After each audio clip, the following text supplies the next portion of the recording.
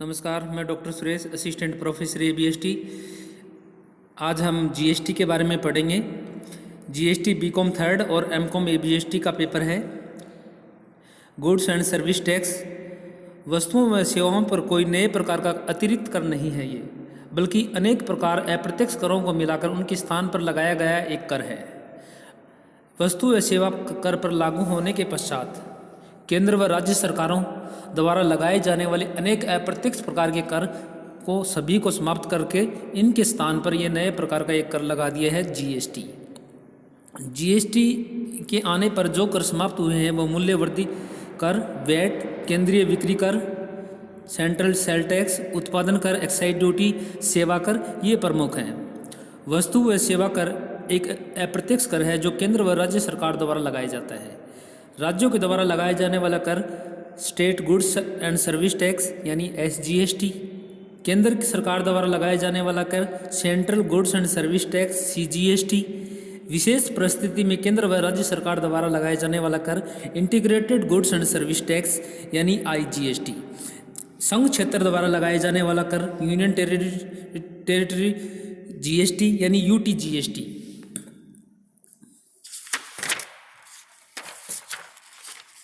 वस्तु व सेवा कर पूर्व में विभिन्न प्रकार की राज्य सरकारें और केंद्र सरकार द्वारा लगाए गए समस्त करों को समाप्त करके उनके स्थान पर यह नया कर लगाया गया है। इस नए कर लगाने के पीछे हमारा एक ही उद्देश्य है, एक राष्ट्र एक कर।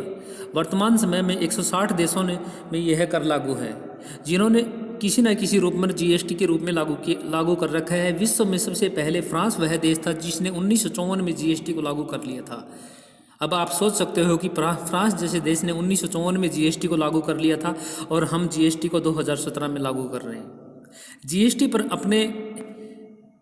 अपने देश में लागू होने से पहले अनेक देशों में लागू हो चुका है ये जीएसटी।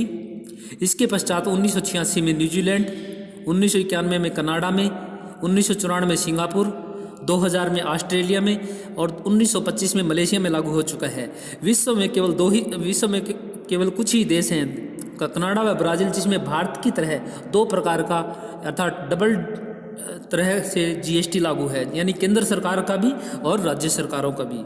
जहां भारत की तरह दो प्रकार से वस्तुओं और सेवा कर पर लागू है, एक केंद्र सरकार, दूसरा राज्य सरकार। विश्व के सभी देशों में जीएसटी का जो रेट है वो 15% से 20% के मध्य है, जबकि भारत की यह अधिकतम दर 28% है। 1 जुलाई 2017 से जम्मू कश्मीर सहित संपूर्ण भारत में जीएसटी लागू है। नए कर अधिनियम में वस्तु व सेवा करने की सभी प्रकार के अप्रत्यक्ष अधिनियमों को समाप्त कर दिया गया है, अर्थात इसमें शामिल कर लिया गया है। केंद्र सरकार के जो अधिनियम जो जीएसटी में शामिल किए गए हैं, केंद्रीय उत्पादन कर पर कर, ड्यूटीज ऑन एक्साइज, उत्पादन कर के अतिरिक्त कर, उत्पादन निर्यात के अतिरिक्त कर, आयात निर्यात के विशेष अतिरिक्त कर और सेवा कर और प्रभार व अधिकार, सेंस व सरचार्ज। इसी प्रकार राज्य सरकार द्वारा भी कुछ कर जो जीएसटी में शामिल कर लिए गए हैं। राज्य द्वारा मूल्यवर्धी कर, स्टेट वेट, राजस्थान वेट, केंद्रीय बिक्री कर, परचेज टैक्स, इसके अलावा लग्जरी टैक्स, प्रवेश शुल्क, entry tax, entertainment tax, advertisement tax, lottery ticket वगैरह, इन पर लगने वाले कर्ज़ों को सभी को समाप्त करके जीएसटी को लागू कर दिया गया है। राज्य में जो जीएसटी की जो हमारे पास वर्तमान में हमारे पास जो जीएसटी की दर है वो 5 प्रकार की रेटें तय की गई है। प्रथम हमारे पास 0%, 5%, 12%, 18% और 28%। यहाँ पर मैक्सिमम जो जीएसटी की रेट है वो 28% है। इनमें सबसे अधिक प्रचलित रेट 28% है। छात्र ध्यान दें, आप लोगों से पूछा जा सकता है कि जीएसटी की जो मैक्सिमम प्रचलित रेट कौन सी है, 18% है। जीएसटी लागू करने से वस्तुओं और सेवाओं को एक कोड प्रदान किया गया है जिनकी पूर्ति व्यापारी द्वारा की जाती है। इस कोड के माध्यम से हम ये पहचान लेते हैं कि कौन सी वस्तुओं को किस कैटेगरी में रखा गया है, किस प्रकार के उन पर टैक्स लागू होगा। वस्तुओं के लिए हार्मोनिक सिस्टम ऑफ न्यूमोकल्चर के नाम से HSN कोड के नाम से जाने जाते हैं और सेवाओं के लिए सर्विस अकाउंटिंग कोड SAC के नाम से जाने जाते हैं। इस कोड के माध्यम से हमें ये पता चल जाता है कि कौन सी वस्तु या सेवा किस प्रकार का टैक्स लगेगा और कौन सी कैटेगरी में वह शामिल है। वस्तुओं और सेवाओं की सही पहचान करने के लिए इन कोड का प्रयोग किया जाता है। वस्तुओं और सेवाओं की सही पहचान करने के लिए इन कोड का प्रयोग किया जाता है। इस कोड के माध्यम से हम वस्तुओं और सेवाओं की सही पहचान करके उन पर टैक्स लागू कर लेते हैं। यहाँ पर ध्यान दें, 5 करोड़ से टर्नओवर कम होने पर 2 डिजिट के कोड दिए जाते हैं और 5 करोड़ से अधिक का टर्नओवर होने पर 4 डिजिट के कोड दिए जाते हैं। Goods and service tax identify number, जो व्यक्ति जीएसटी में अपना रजिस्ट्रेशन करवाता है उसमें उसको जीएसटी का एक आइडेंटिफाई नंबर मिलता है, जो एक यूनिक नंबर होता है। ये यूनिक नंबर 15 कोड का होता है, जो इस प्रकार का है।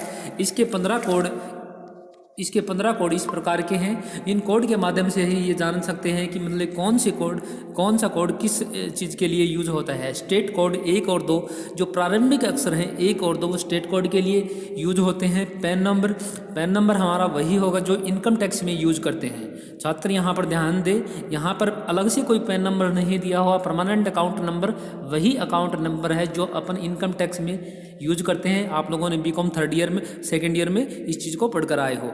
तो जो पैन नंबर का जो कोड दिया गया है वो 3 से 12 दिया गया है। एंट्री कोड 13 नंबर दिया गया है और ब्लैंक 14 नंबर का जो कॉलम है ब्लैंक छोड़ा गया है कोई विशेष परिस्थिति में डालने के लिए। और चेक डिजिट लास्ट कोड है वो हमारे पास में चेक डिजिट का है। चेक डिजिट के बाद में अब देखिए, आप लोगों को अच्छी तरीके से पता है कि जीएसटी के लिए 15 कोड दिए गए हैं। इन 15 कोडों को इस तरीके से डिफाइन किया गया है ताकि हमें ये पता चल सके कि 15 कोड कौन से स्टेट से बिलोंग करते हैं। पैन नंबर क्या है, एंट्री कोड क्या रहा है, ब्लैंक क्या है, चेक का डिजिट क्या है। उसी अकॉर्डिंग हमारे पास में देखिए, चेक का डिजिट से मतलब है कि चेक के कितने नंबर हैं, जैसे 5, 6, 7 जो भी उसका डिजिट नंबर है।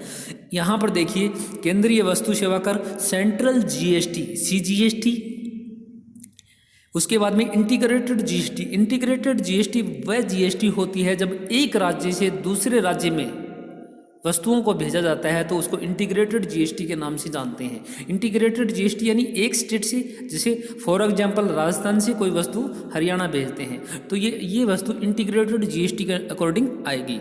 उसके बाद में संघ क्षेत्र वस्तु एवं सेवा कर, union territory GST, UT GST वो होती है जो हमारे पास जो केंद्र शासित प्रदेश हैं उनके अंदर जो जीएसटी लागू है वो यूटी जीएसटी होती है। राज्य वस्तु एवं सेवा कर, state GST, SGST, state GST होती है जो किसी पर्टिकुलर स्टेट में लागू होती है, उसको एसजीएसटी के नाम से जानते हैं। उसके बाद में हमारे पास में आता है कि वस्तु एवं सेवा कर कंपोजिशन सिस्टम स्टेट, राज्यों को क्षतिपूर्ति कर के रूप में भी इनको हम जानते हैं। ये हमारे पास कंपोजिशन सिस्टम है।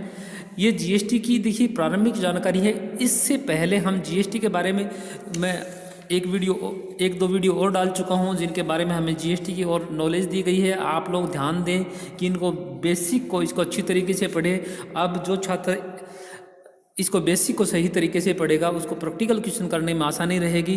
कंपोजिशन सिस्टम के बारे में हम, कंपोजिशन एक क्षतिपूर्ति सिस्टम होता है जो मैं एक बेसिक जानकारी के बारे में बता रहा हूँ। जिन व्यापारियों की इनकम, जिनका टर्नओवर 1.5 करोड़ से कम होता है वो इस सिस्टम को अपना सकते हैं और पूर्वोत्तर राज्यों में ये सीमा 75 लाख रुपए है। इसके बारे में अपन और डिटेल से कल पढ़ेंगे। और यहाँ पर ध्यान दें सभी स्टूडेंट, इनको अच्छी तरीके से पढ़िए क्योंकि बेस यही रहेगा। इसी बिहाफ पे हम प्रैक्टिकल क्वेश्चन कर पाएंगे, अदरवाइज हम प्रैक्टिकल क्वेश्चन नहीं कर पाएंगे। तो आप लोग इस बिहाफ के अकॉर्डिंग क्वेश्चन सॉल्व करने की कोशिश कीजिए। और फिर भी अगर आप लोगों को कहीं कोई समझने में कोई परेशानी है तो मेरे व्हाट्सएप नंबर पे मेरे से संपर्क कीजिए।